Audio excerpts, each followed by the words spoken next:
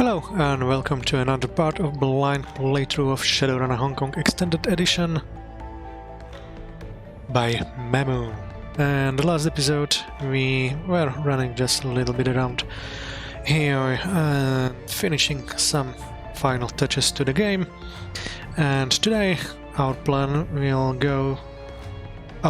be to board the ship of MV Nalchi as our last side quest mission before continuing further with the main story. So,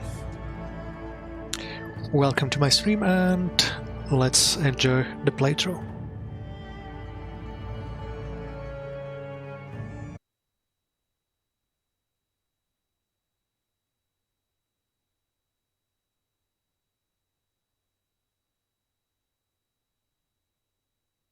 Whistleblower. The ride out to the Nalchi is nerve-wracking. Captain Jomo seems an expert pilot, but massive waves threaten to scuttle his small boat at every turn. Deep thunder rolls in the distance, and at the edge of your vision, lightning occasionally illuminates your target, the MV Nalchi. As Jomo pulls your small craft directly up to the bow of the Nalchi, where you're least likely to be spotted. He throws a rope ladder up over the side, hustling you aboard before pulling away. Time to get to work.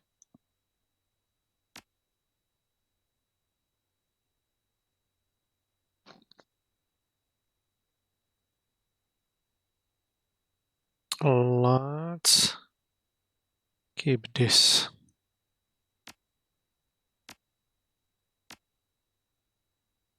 Should be fine.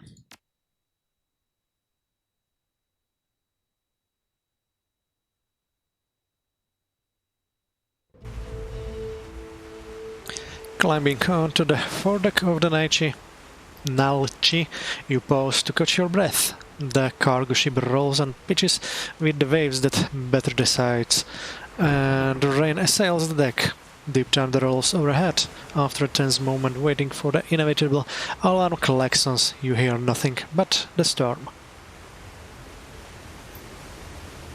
Cocking his head, Duncan listens intently.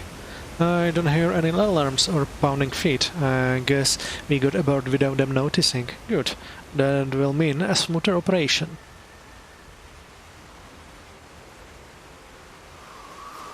We're exposed out here. When we move, let's do it fast.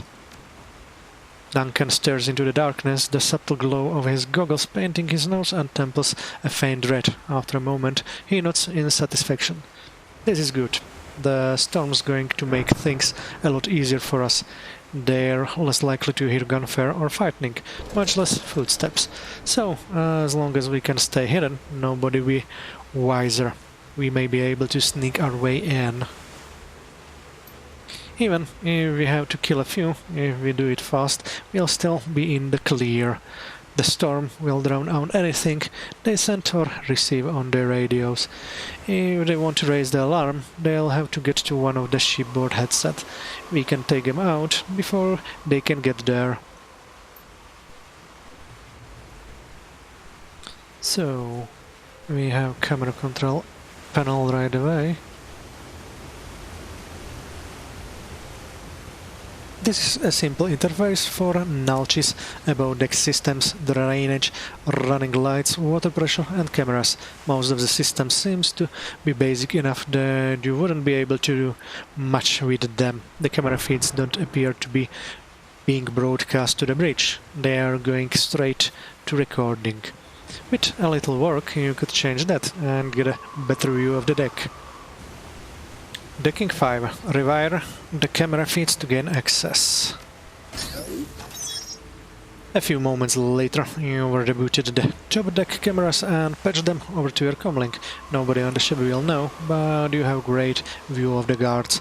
It looks like these cameras are isolated from the below deck cameras, however, to gain access to those, you have to get inside the ship. Okay. So the first thing is clear.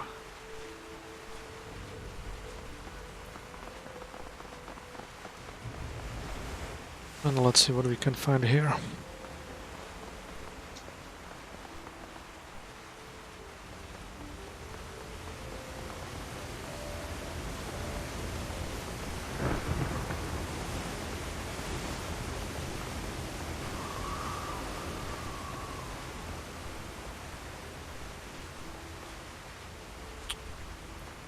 I see.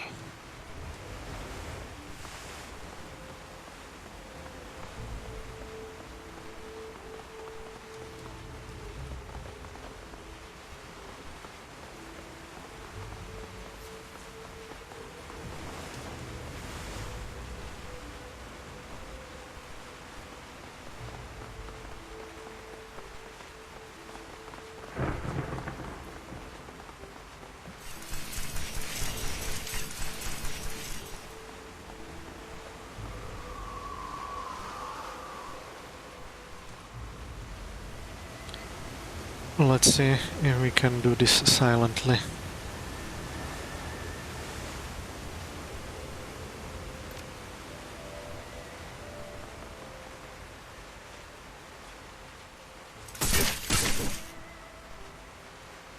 "22 damage, nice."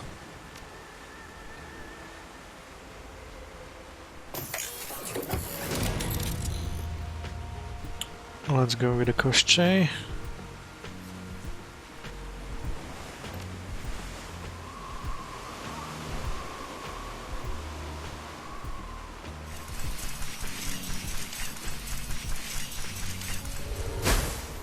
Missed. Woohoo.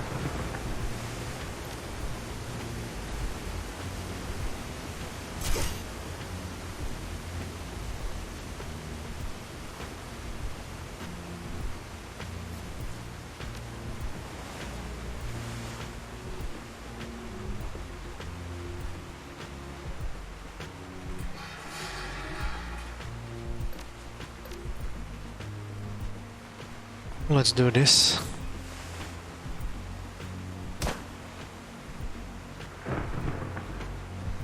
Director.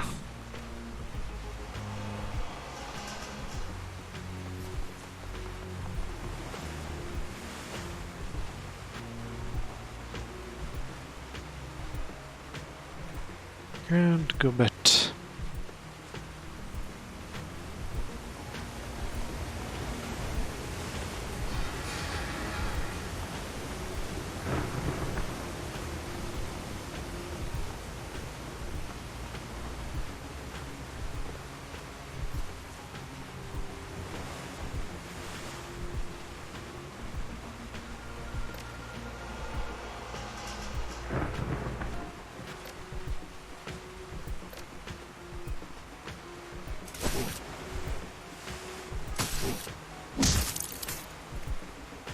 Okay, he's down.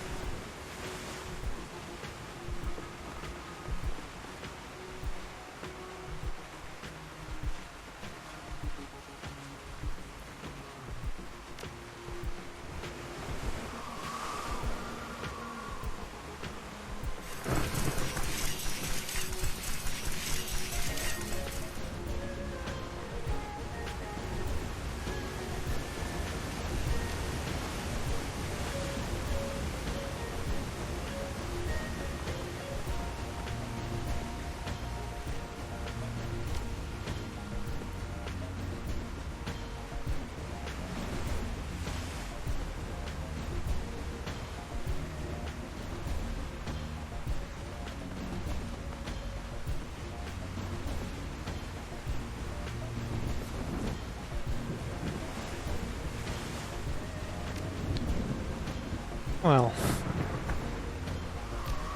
whatever.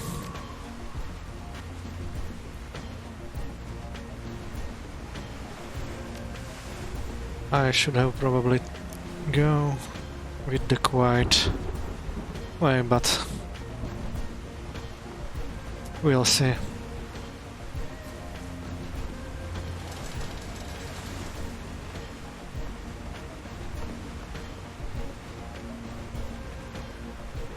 It looks like they are...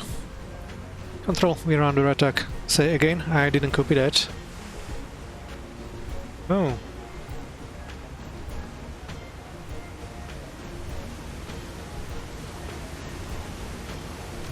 So, this is interesting.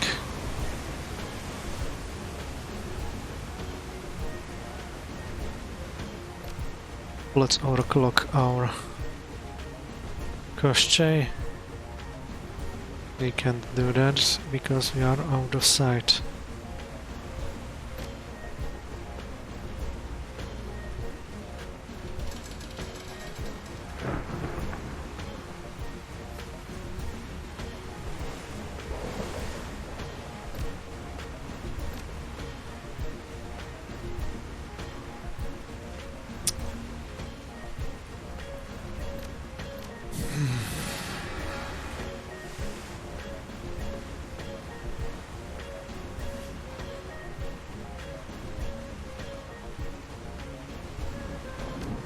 Okay, one misclick.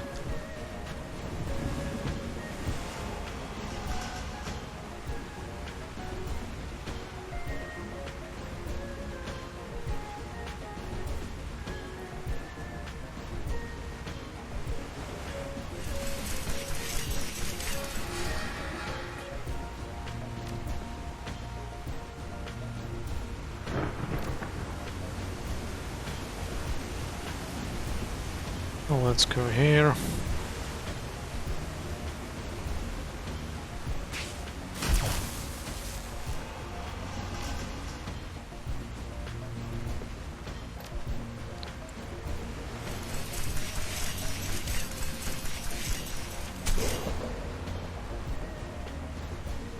Nine damage. Critical damage and one more hit.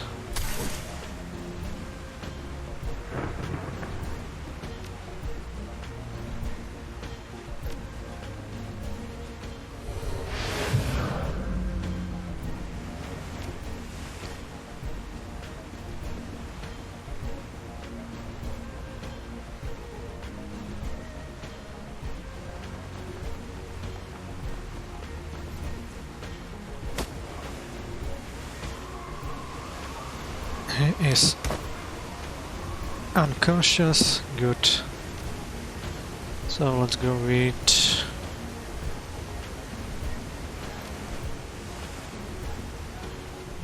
nope.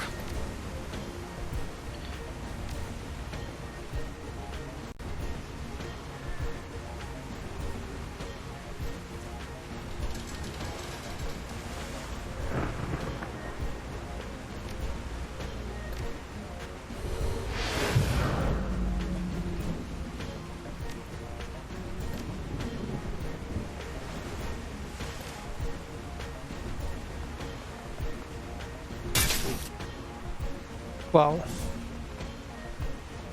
Pretty hard hit. I really like these new cyber weapons.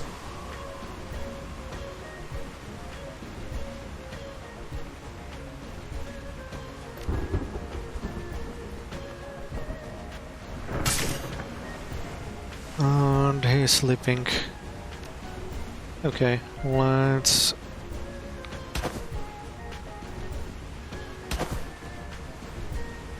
hit him a few times.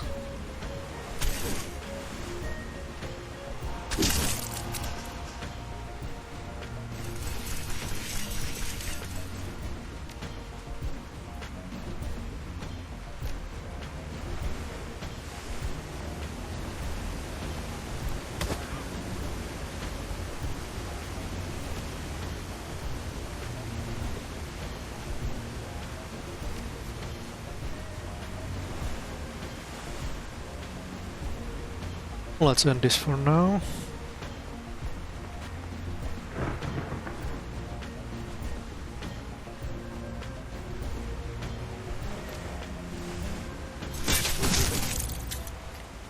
Nice.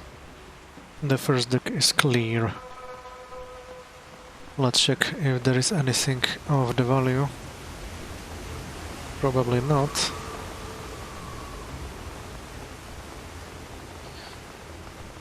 But on the next stage I will have to watch out for this.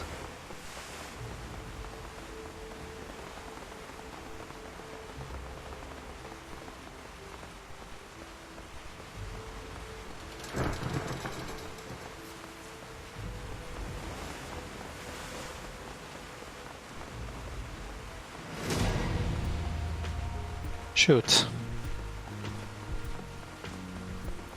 I was too late.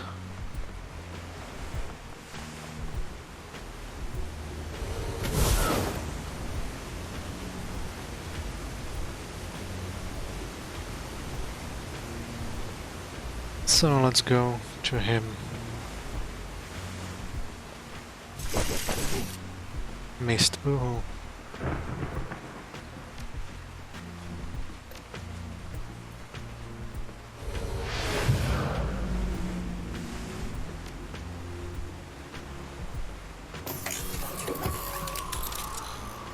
And as always, make him faster for the first hit. This one needs to get down.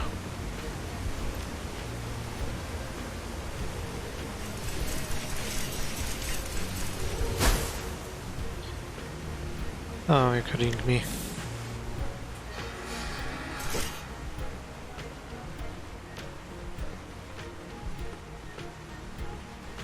Let's do it this way.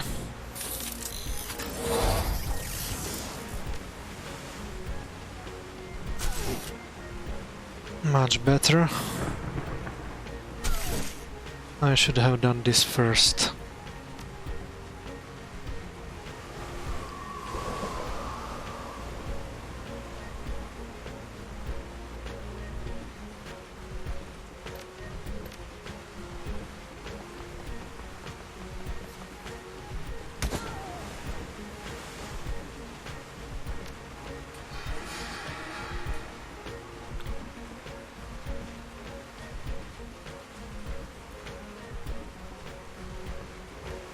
We still have two. Do we have any?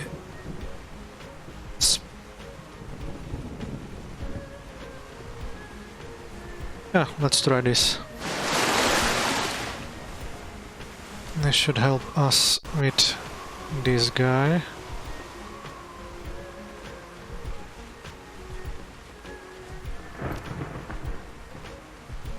Line of sight blocked.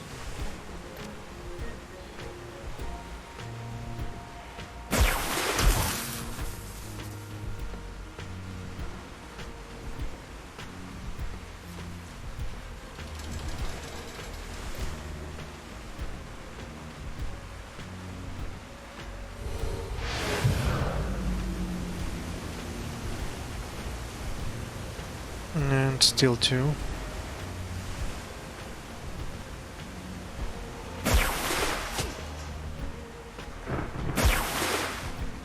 Missed.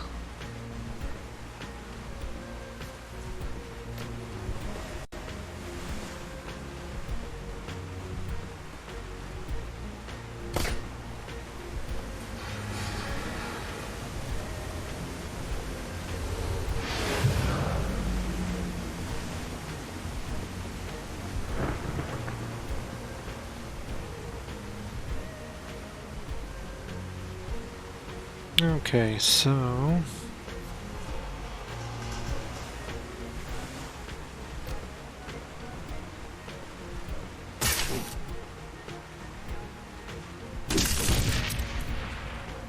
first one is down, and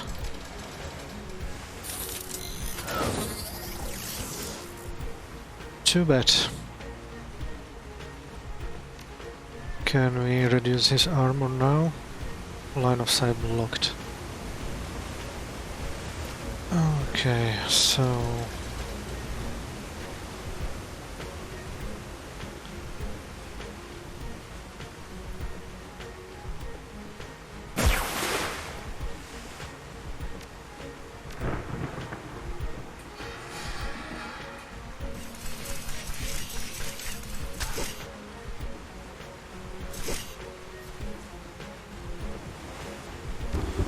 go bet. Let's do it this way. Nice. And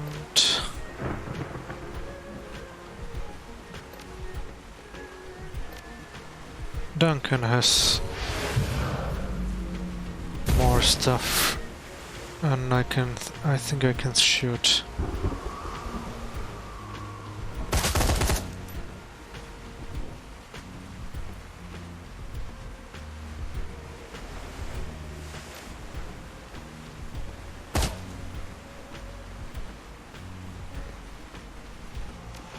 Raktar, where is he?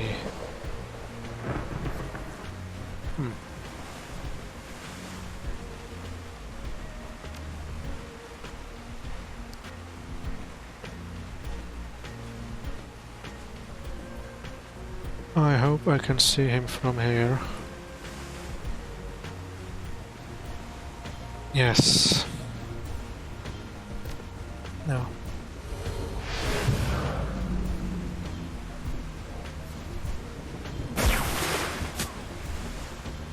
Nice. And Raktar. Let's get here and maybe shoot one more time.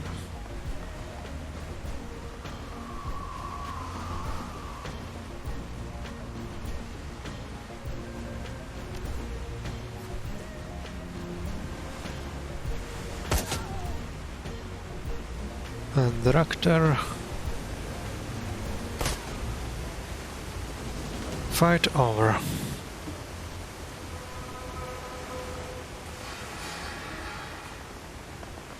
Okay, looks like really nothing here as well.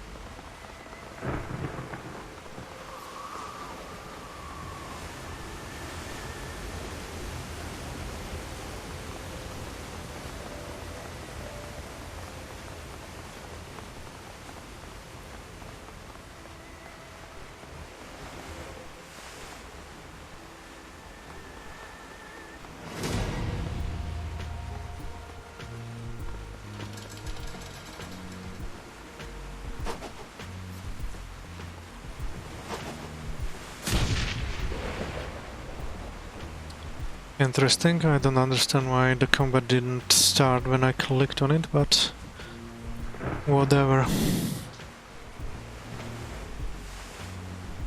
So...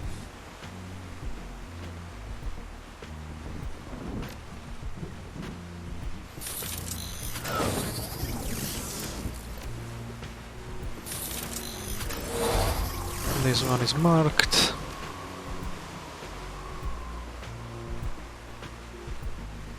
No more summons here.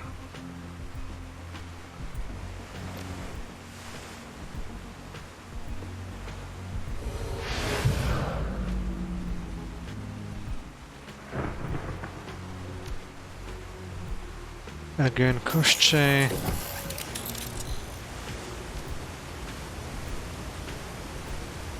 And let's boost him right away.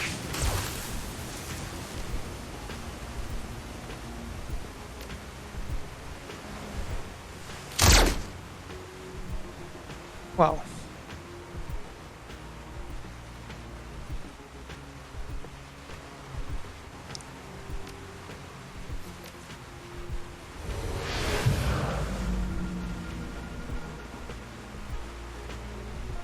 So let's check this out.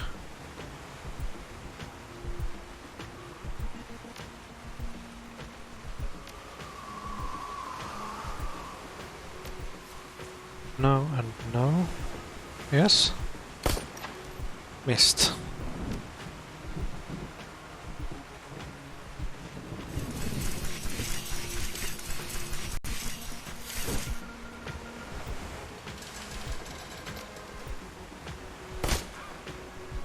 Just 11.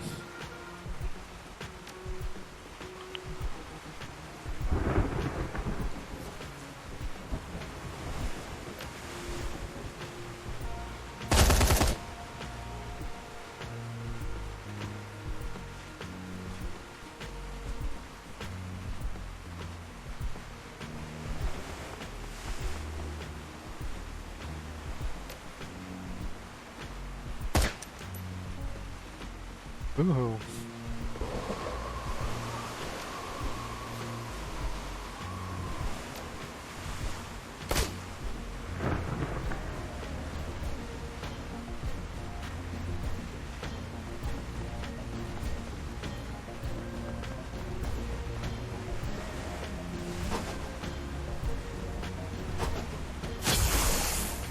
Yeah, I really love this cyberware.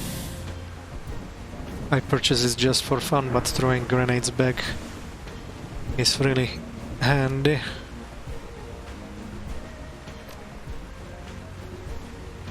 Well, let's try this one. Nice.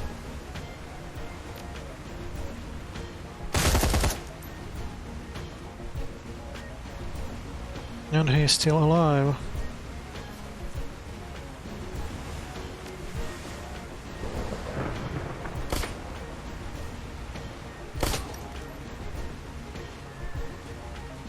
Nice.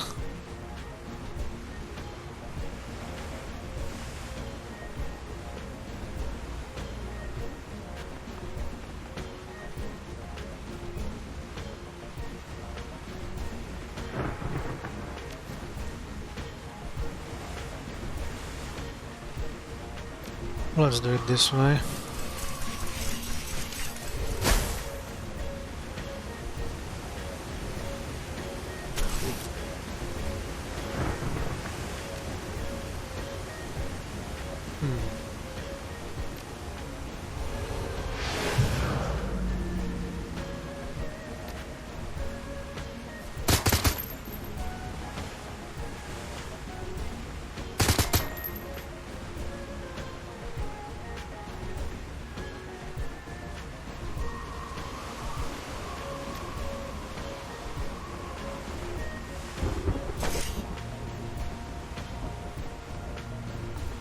Unfortunately missed.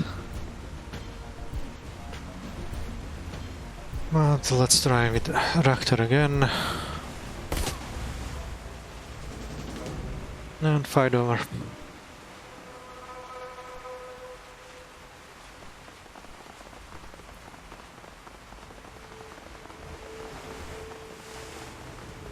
Nothing useful here as well. So let's go to below decks.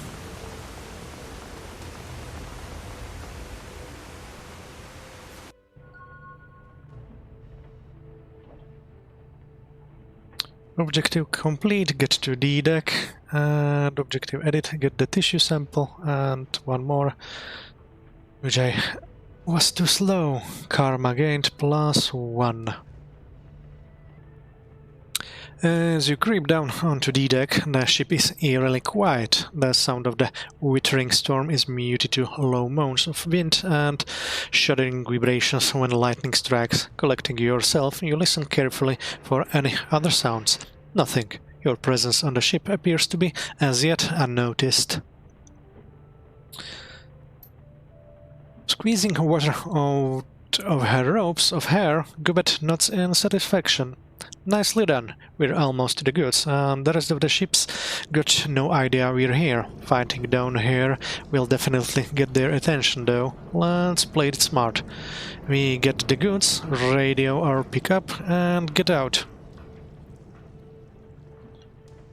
Let's take it slow. No mistakes this far in. Keep your eyes open, Memu. We've gotten this far by being careful. No reason to change that now. I'd like to get home without any extra lead in my body. Or lead in my body.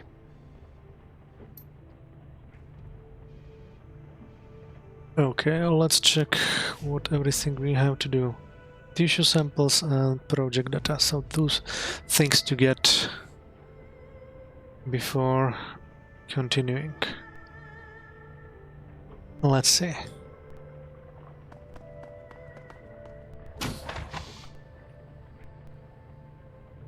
Diagnostic computer.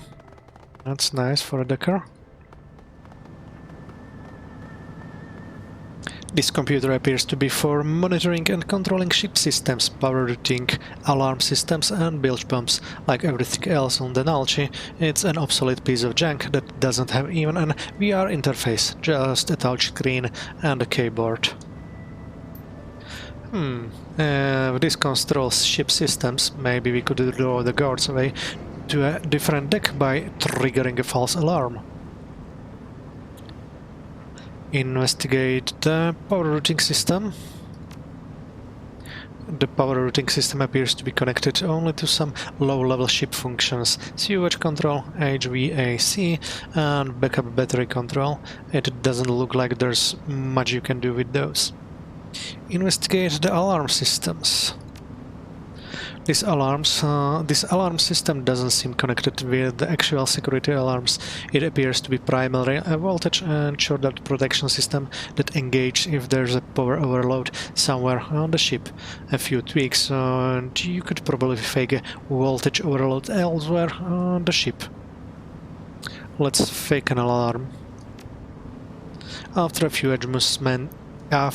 adjustments, you set off a system test alarm on C deck.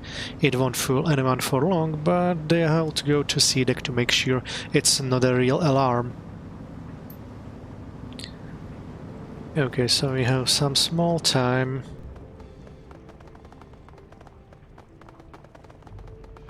Oh, electrical box.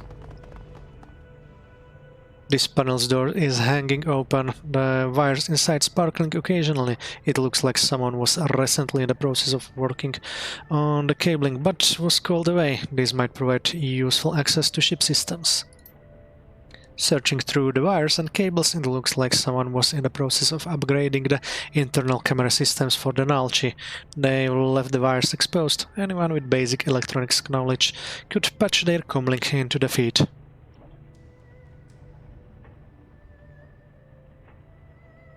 Intelligence 5, rewire the camera feeds. You deftly rewire the panel's electronics and shortly thereafter your comlink begins receiving the ship's camera feeds. Okay, so we have 2 security guards here. And this is completely empty. So maybe we can try to disable them as well. We'll see.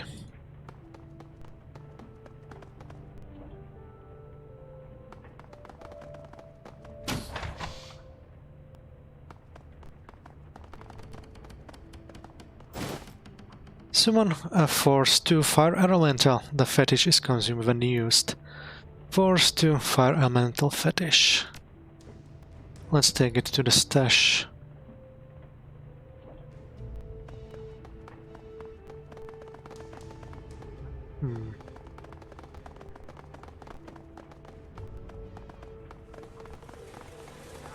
A billiard or pool table.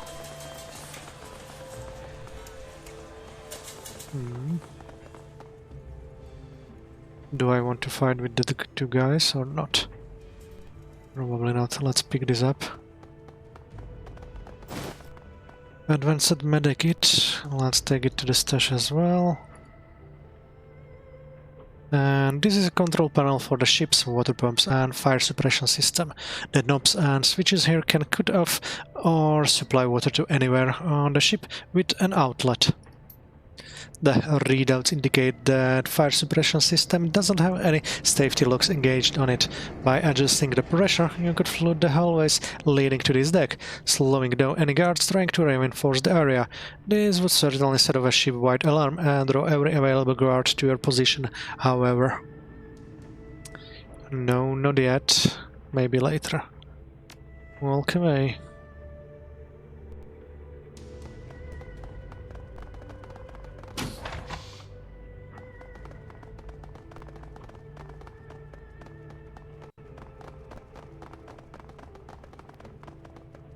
Another advanced medikit to the stash.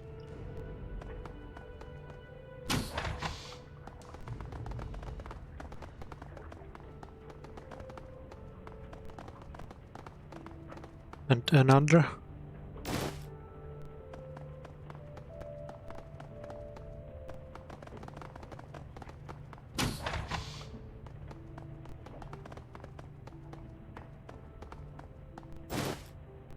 Phosphorus grenade. Packed with phosphorus, this grenade causes an additional -4 HP for 3 rounds, strips 3 armor from the affected targets. Let's take it to the stash as well. I really would like to check what is here, but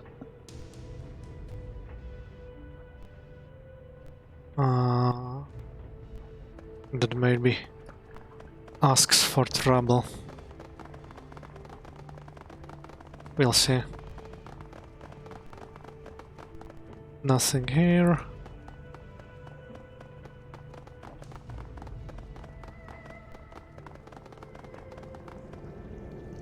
Two guys there.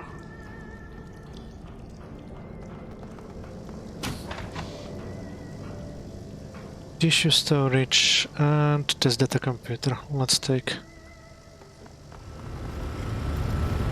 the cold storage tank and attendant machinery are lit from within the organic, so by flickering baleful lights, the tank containing Omega sequence number 358G chugs quietly with a hum of pumps and coolant. As you look at the tank, the fluid shifts and there is a soft thump as a mass of organic matter drifts up against the glass. A pale, lidless eye stares at you from within the tank. The face it resides in is a ruined mass of tumors and scabrous pustules, a mutated mass of teeth and indeterminate growth dominating what should be the nose and mouth region. As you look, it fixes its lone eye upon you, the pupil flickering back and forth as it tracks your motions. Gubet gasps and quickly slaps a palm against the tank. She peers at it intently for a few seconds, and a deep shudder rolls through her body. She turns to you, her voice barely above a whisper. Amo, the thing is alive. I don't think it's intelligent, but it's definitely living, despite being mostly made of cancer and disease. Wolf grimaces Tuskbeard as he stares at the tank. After a moment, he turns toward you and Gubet. We have a moral imperative to kill the thing. Nothing should have to live in this state. Gubet leans closer to the tank, still whispering. Only a few more minutes, monster. You'll be at peace soon. Eastern Tiger Cool Core Pro V226. Please input your command. Take samples and turn off power. Experimental tissue samples added, and we have turned off his tank. Objective complete. After a few moments of whirring, a small drawer opens to present you with a rack of vials. Each one contains a scrap of tissue. You power down the machinery, the lights and the wet dim, and the creature slowly closes its single eye. As the last hum of power fades, the creature drifts away from the glass. Let's take the test data computer. Eastern Tiger file, operating system 221. Files, development diary, project overview, development diary, phenotypic alteration, and development diary, longevity research. Please select the file. Let's select file 1.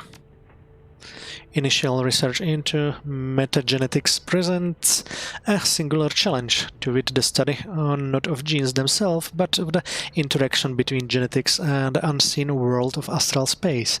If the creation of a particular metatype or magically expressed phenotype was as simple as the recombination of given amino acid sequences, then the creation of mage would be as simple as the expression of a given eye color or skin tone.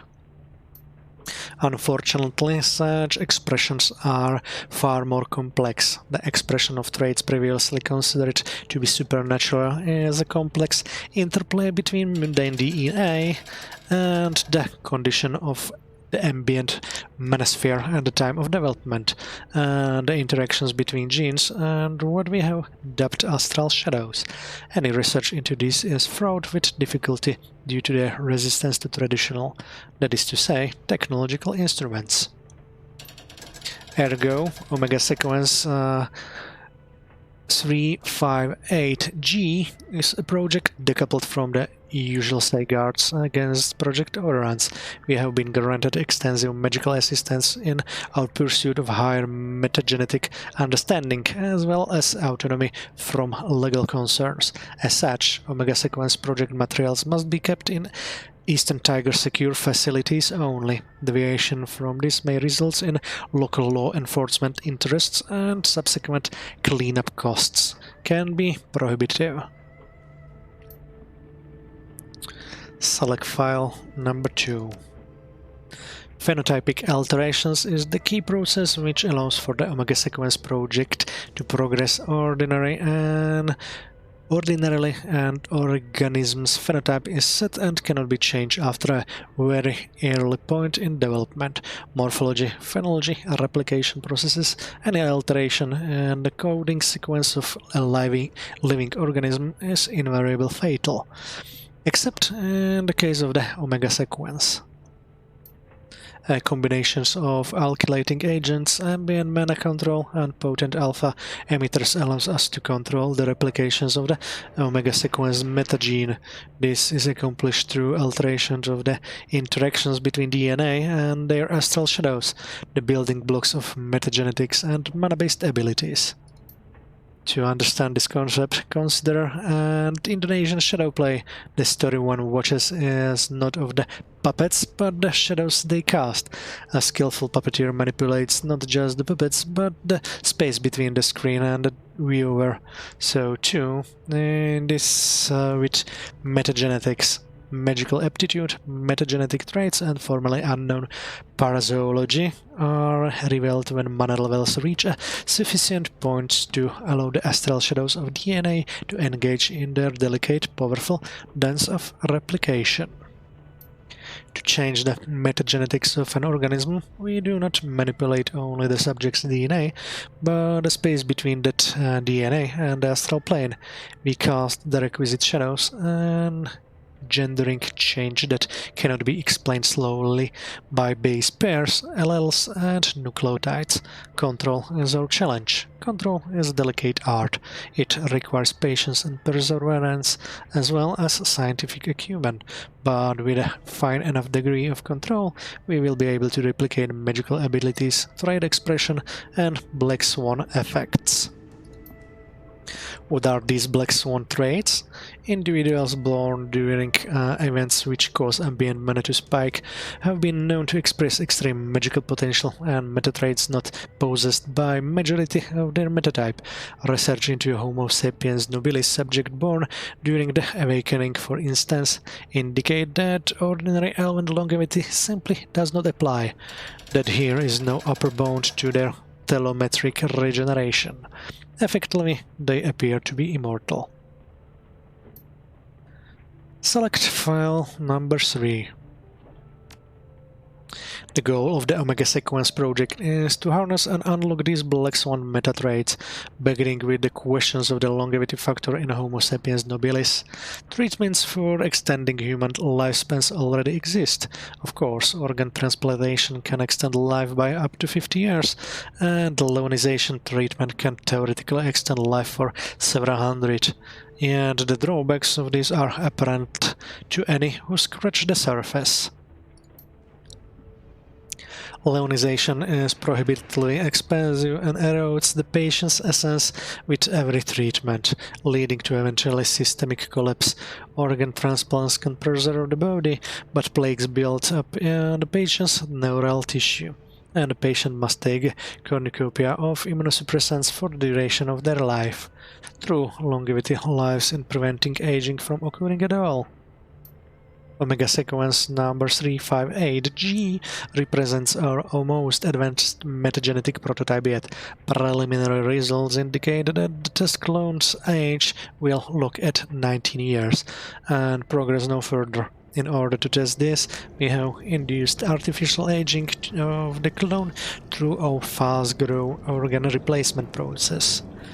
Unfortunately, this has led to an explosive cancer and mutation rate, rendering it non-viable for any other types of metagenetic research. Even so, the value of this test subject cannot be overstated.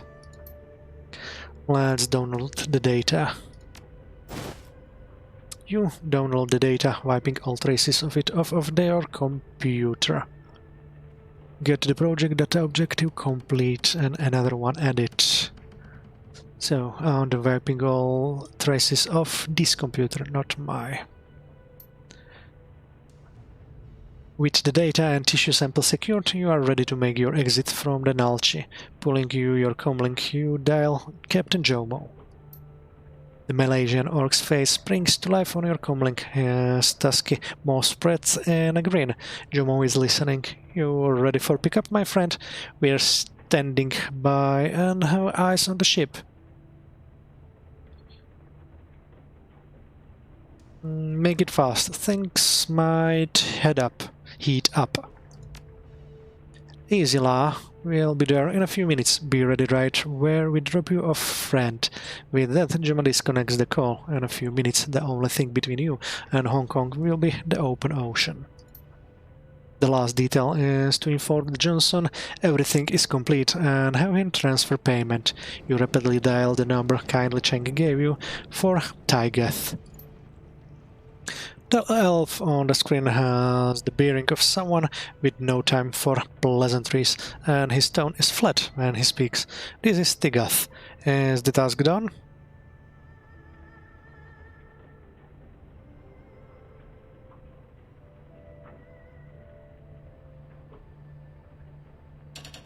It was easy and quick. Are you ready to transfer payment? Well, you seem to have been a good investment. Unfortunately, there's been a complication. I can transfer you your payment until we meet in person. I've had a tail on me since I arranged the run with Kindle Cheng. I think the Seoul Pass have caught up with me and are watching to see what I'm up to. I can shake the tail, but I need to ensure my safety before this is done with. I can help with that, but it will cost you. Tigath grimaces, but nods his head in agreement after a few seconds. I'll pay whatever it takes to get them off my back. If I can't, my family's still dead. I have a safe house in Ho Chung village that I set up before landing here. Meet me there, call me when you're close and I'll shake the tail. As long as we get it handled in a hurry, I should be clear to get out of Hong Kong.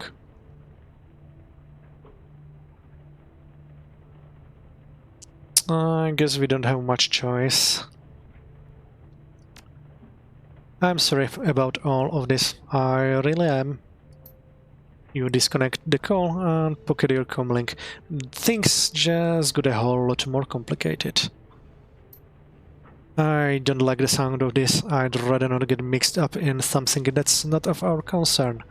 Duncan runs his tongue over one tusk, rolling out his words. The Siopas are complete psychopaths, and they wouldn't hesitate to kill us if they thought there was money in it.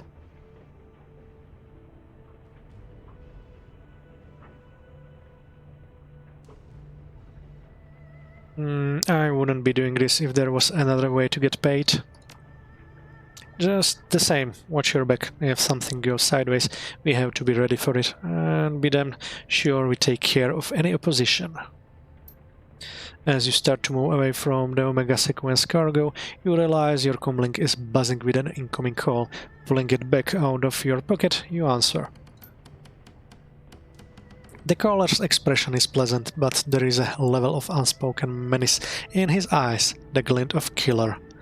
Good evening, Memu. My name is Huang J. Min, and I represent the Blue Haven Soul Ring.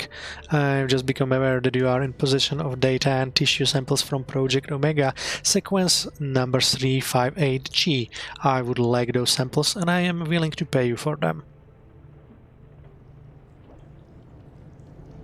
What makes you think I have these items? Quite frankly, your employer doesn't know the first thing about Matrix security. We hacked his comlink and his rental car. I simply redialed you once you called him. My apologies for such an unorthodox introduction. A man of your stature should be afforded more respect, but time is short. I understand you are an associate of Kindly Cheng's. My own organization is far too trivial to have attracted her notice, but I believe you can help me change that. Merely doing business with you will increase our standing a great deal, since I have information that may save your life. Perhaps we can come to an agreement.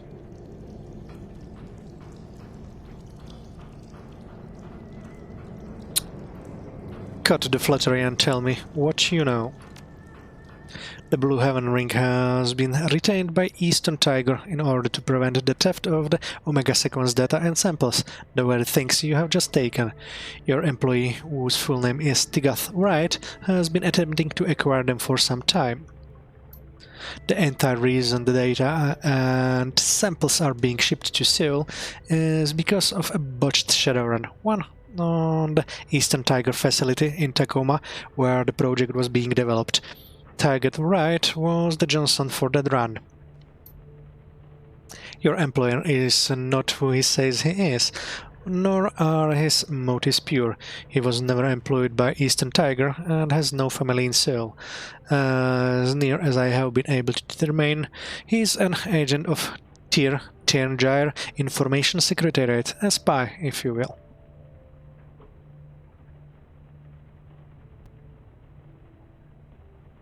What's Tier 11 doing hitting Eastern Tiger? I'm not certain, but I suspect that the Council of Princes has an interest in suppressing research into elven longevity. Every scientist working on the question of potential elven immortality has been disgraced or disappeared, except for those employed by Eastern Tiger. I suspect that the elves have secrets they'd rather not have the rest of the world know. Wright's attempt to intercept Eastern Tiger's cargo at every port it's landed at. The strike in Tacoma was only the first. There was a second attempt in Perth and a third near Riau Islands, against the very ship you're now on.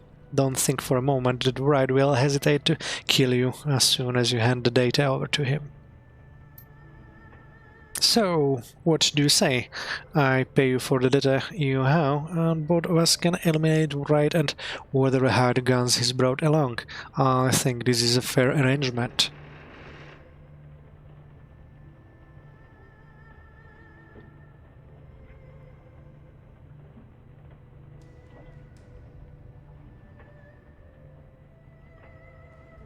If Wright double-crosses me, I'll kill him myself.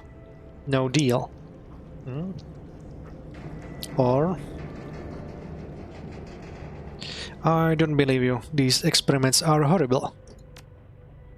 Wang's expression darkens and his tone grows cold.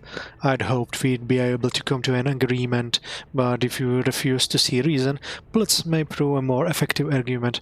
No one crosses the Blue Haven Ring and lives. Your death will be an object lesson in that. Well, I think you made a new friend, Memo. I think he's unwittingly just gotten in far over his head.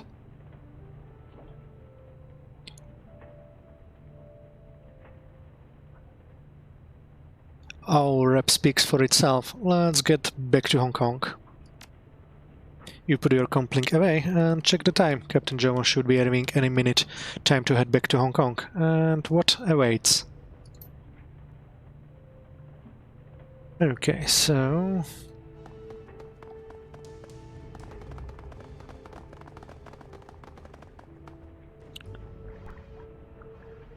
let's do it this way.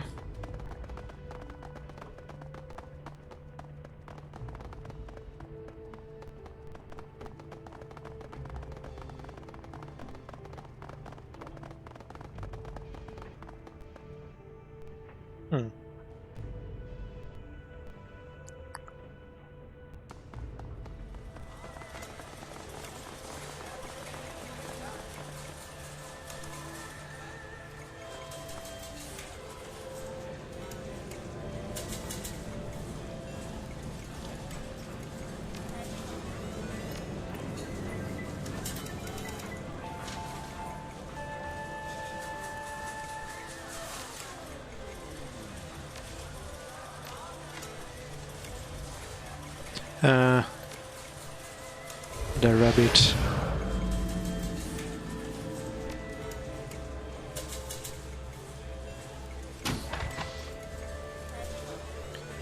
$59 and $57, so let's mark one target. We've got intruders aboard, call for backup. Both of them.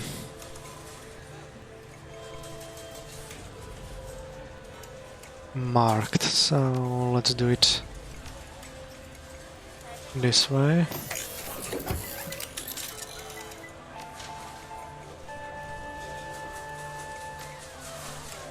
Line of sight blocked. Boo. Boo.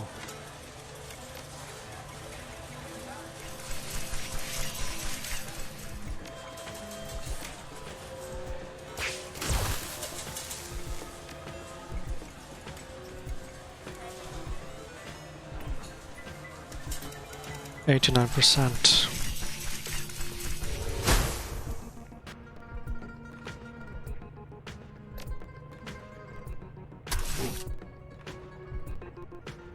And one more. Let's sledge him a little bit.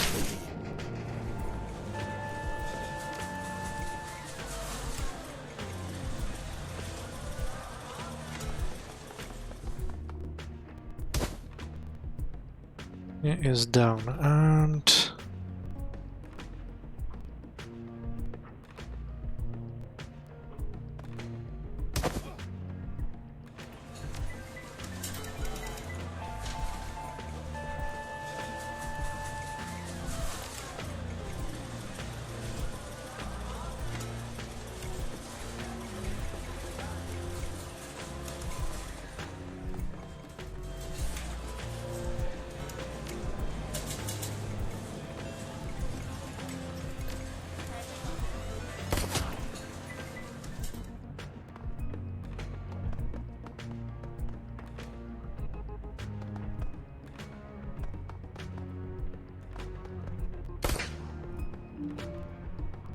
more guards arriving in 6 turns. Okay, so let's do it this way.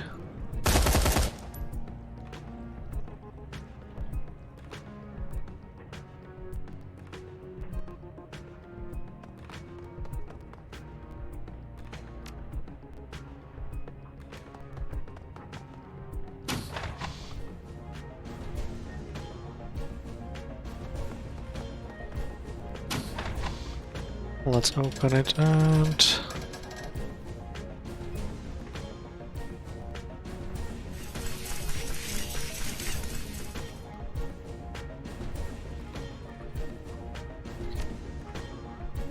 nothing in this room. Unfortunately not.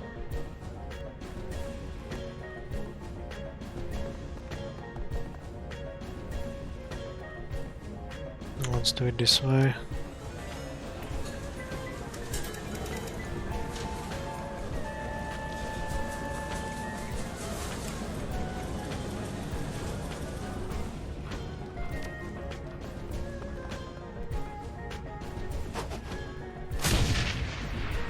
Ouch.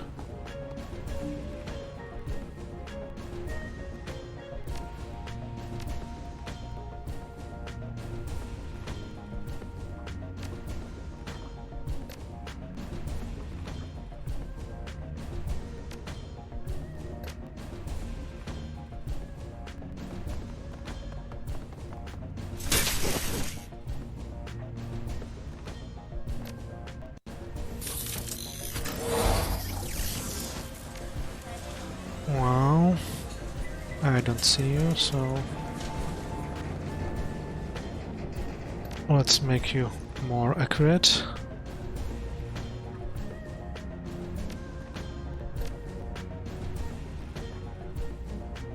Oh, you gotta kidding me.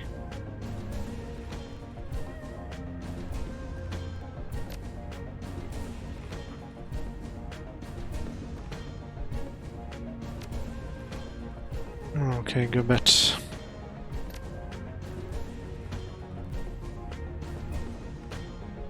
Line of sight blocked by both of you.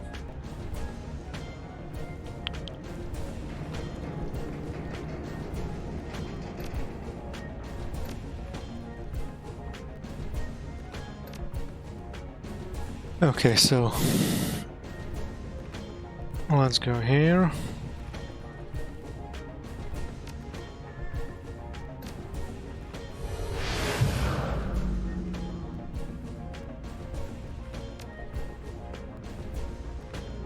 And you, let's go here. Hopefully I can see you now. Nope. No. What a mess.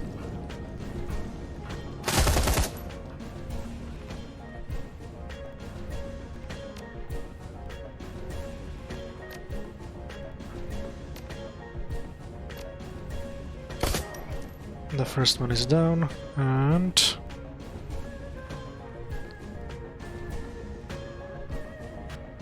security mage.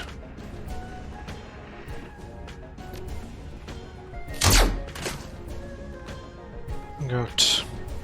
Rector, let's go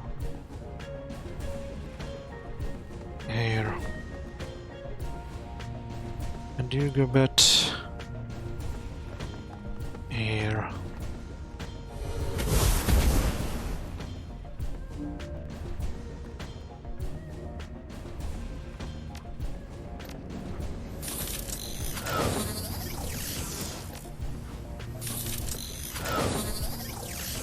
Ooh.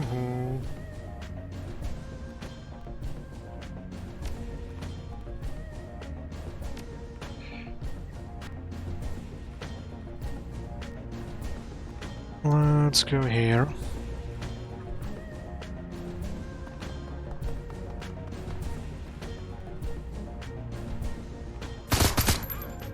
Just 14 damage, not very much.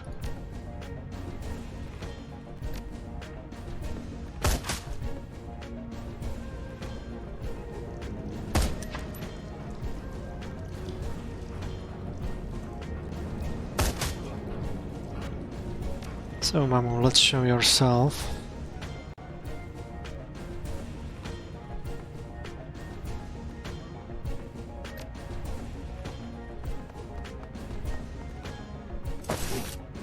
Missed.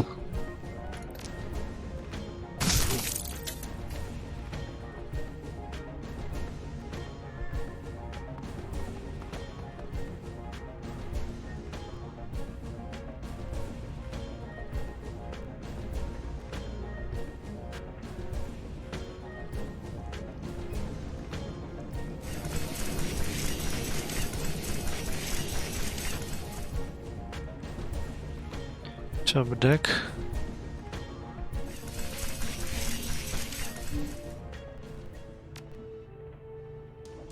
Let's get Mamu here and see if there is anything interesting in this room, or I just have made completely stupid move by attacking the guys, probably. So let's get back right away into the thingy-ding.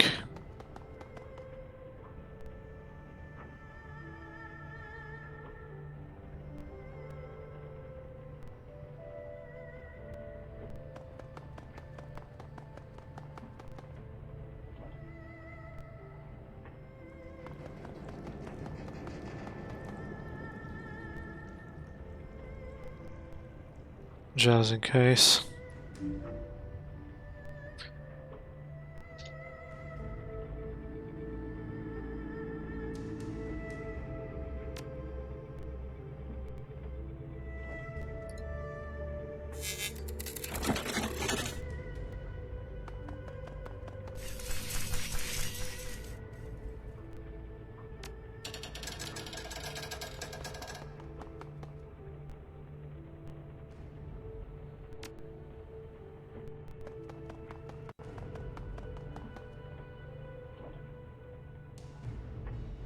And go bet.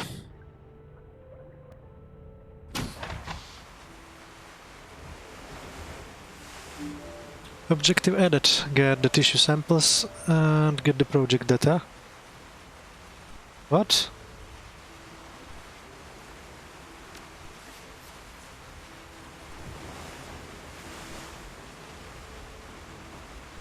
What's wrong with this?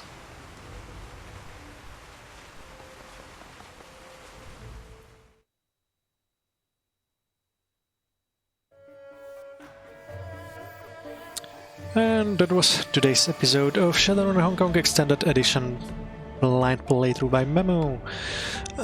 We have just run away from the ship and we are slowly going to the small village where we should meet with an elf.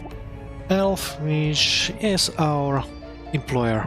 And we'll see what will happen there, because we were approached also by some Korean dudes who wanted to get the tissue samples and the data we stolen from the ship. We'll see what happens next time, but for now, I hope you enjoyed it.